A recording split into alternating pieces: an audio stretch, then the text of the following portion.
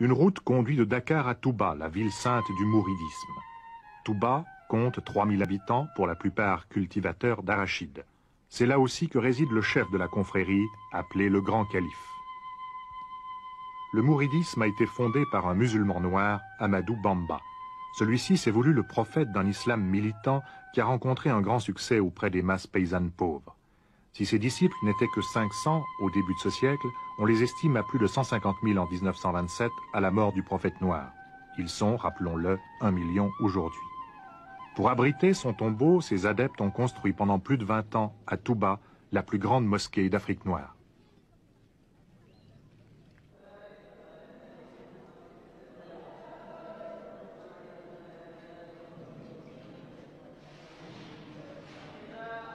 C'est là que repose Ahmadou Bamba. Son catafalque est recouvert d'un linceul sur lequel on peut lire des versets du Coran écrits en lettres d'or. Toute l'année, des mourides défilent ici pour implorer la bénédiction de leur saint.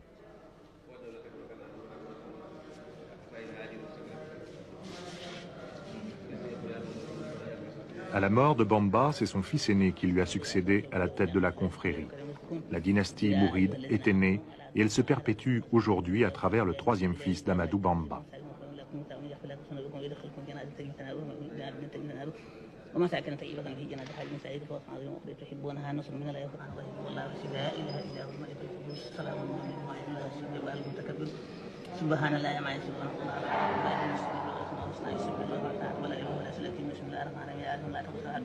Une part du succès de la confrérie mouride doit être attribuée au fait qu'Ahmadou Bamba a été un symbole de la résistance à la colonisation française. L'administration coloniale l'a déporté au Gabon pendant 7 ans et pendant 5 ans en Mauritanie. On lui reprochait d'être un fanatique xénophobe, rassemblant autour de lui tous les mécontents. Ses séjours dans les prisons coloniales ont contribué à faire de lui un héros et un saint.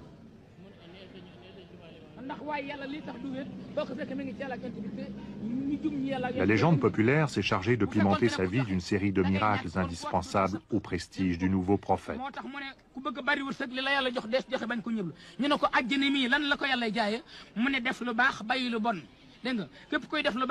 Et tous les jours, devant la mosquée de Touba, les conteurs d'histoire racontent inlassablement, malgré la chaleur, les aventures d'Ahmadou Bamba.